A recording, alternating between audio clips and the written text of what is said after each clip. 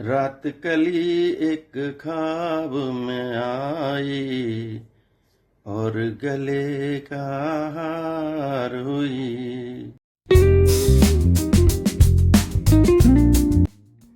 Hi guys, welcome to my new vlog.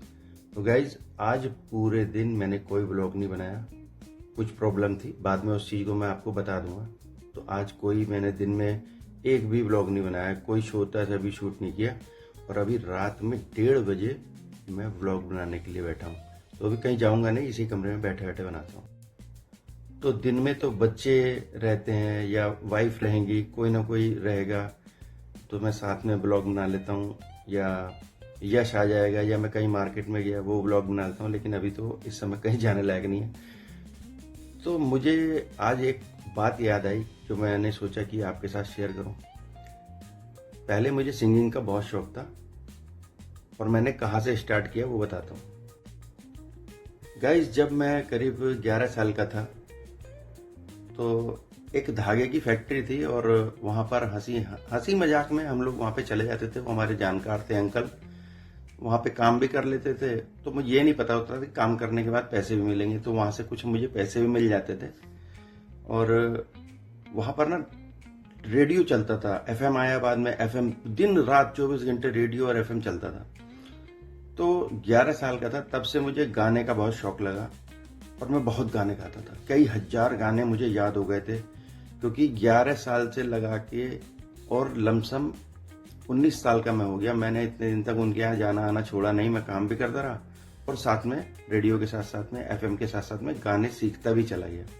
तो guys, time था 93 का और एक पिक्चर आई शाहरुख खान साहब की, डर।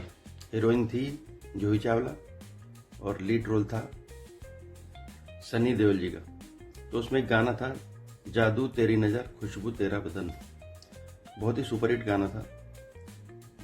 तो होली का टाइम पड़ा और जो मेरे यार दोस्त थे उन्होंने जाके बोल दिया कि हमारे एक दोस्त हैं और वो डर पिक्चर का गाना गाने जा रहे हैं, आपसे रिक्वेस्ट है उनका ये गाना करा दो। तो पता नहीं कैसे वो मान गए और मुझे स्टेज पे ले आके खड़ा कर दिया। तो भाई मैं गाना गाने के लिए स्टेज पे चला तो गया और जो म्यूजिशियन थे वो सब बोले कि कौन सा गाना गाना है। तो वो सब बोल दिए कि जादू तेरी नज़र खुशबू तेरा बदन, ये गाना गाएगा ये। तो वो लोग चले गए, लेकिन मैंने म्यूजिशियन से मैंने सबसे बोला कि नहीं, ये गाना नहीं गाना। अगर मुझे गाना गाना है तो कटी पतंग का गाना है, प्यार दीवाना होता है मस्ताना होता है। तो मैंने किशोर साहब का वो गाना उस समय पे मैंने गाया। तब मैं 18 प्लस था और छोटे बचपन में भी मैंने स्टेज शो काफ़ी करे थे, तो दिमाग तो खुला हुआ था। वो गाना गाया और गाने के बाद अपने मोहल्ले में तो फेमस ही हो गया। तो गाइज, वो एक गाना गाने के बाद हम फेमस तो हो गए और जल्द ही मुझे दूसरी जगह पर भी गाना गाने का मौका मिल गया। तो वहाँ पर करीब 11-12 हज़ार लोग आने थे सुनने के लिए। तो मुझे एक गाना स्टेज पर गाने के लिए मिल गया और राजपूत पिक्चर का किशोर साहब का ही गाना था, मेरे संग संग आया तेरी यादों का मेला। वो गाने के बाद तो बहुत ही ज्यादा फेमस हो गए। तो अब की बार एक बड़े स्टेज पे गाना गाया और सुनने वाले और देखने वाले लोग भी बहुत ज्यादा थे। हमें तो 11 ही हज़ार बताए गए थे, लेकिन 17,000 से ज्यादा लोग आए थे। तो मुझे फिर 3 महीने बाद एक और बड़े प्रोग्राम में गाना गाने के लिए मिला। वहां पर मैंने कई सिंगर्स के गाने गाए, मुकेश जी के गाए, रफी जी के गाए। मुझे बहुत अच्छा रेस्पॉन्स मिला और फिर मुझे 6 महीने बाद एक बड़े प्रोग्राम में बुलाया गया। तो ये जो एक बड़ा प्रोग्राम मिला, इसने तो दिमाग ही खोल दिए। बहुत ही शानदार शानदार गाने हुए और हमारे साथ जो म्यूजिशियन थे वो भी बड़े शानदार थे।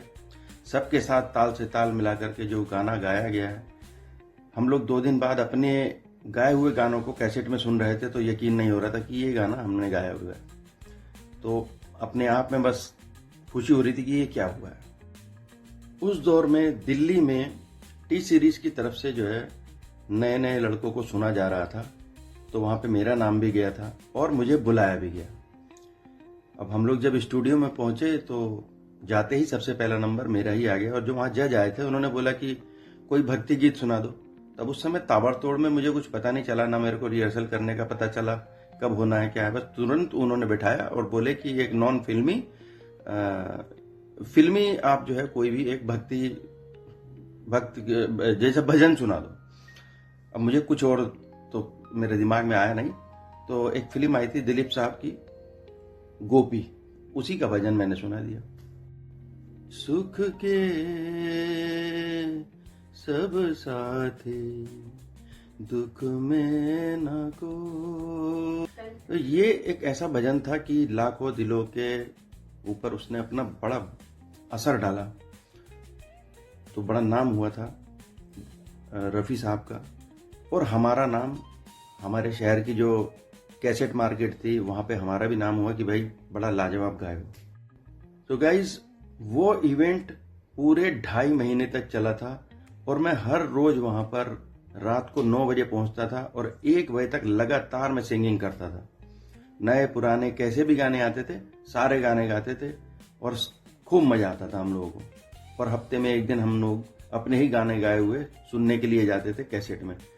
उस जमाने में वो आते थे ना, जैसे कैसेट लगा के सुनने वाले टेप रिकॉर्डर वगैरह, बड़े बड़े सेट आते थे, उसमें अपनी आवाज़ सुनते थे म्यूजिक के साथ, तो एक अलग ही मजा आता था।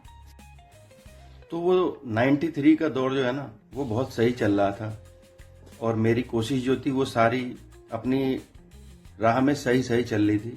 तो मैंने भी सोचा था यार कुछ यहाँ से हुआ तो कुछ बड़ा करेंगे। तो लगातार छोटे बड़े और उससे बड़े प्रोग्राम, उससे बड़े प्रोग्राम, फिर जो ऑर्गेनाइजर होते थे छोटे से लेके बड़े तक, तो सभी लोग हम लोग को पहचानने लगे थे। हम लोग, मैं मतलब फेमस हो गया था अच्छा खासा। अब यही उम्मीद थी कि अब कुछ बड़ा करना है। तो ये 93 का जो दौर चल रहा था वो गुड होने वाला था, लेकिन फिर एक कहते हैं ना खराब टाइम आता है तो फिर कह के नहीं आता। 94 में हमारे पिताजी की डेथ हुई और मेरे सारे सपने चूर हो गए। तो मेरे कितने साल, कितने महीने और न जाने कितने हफ्ते और कितने दिन जो मैंने मेहनत की थी वो मेरे सब बर्बाद हो गए।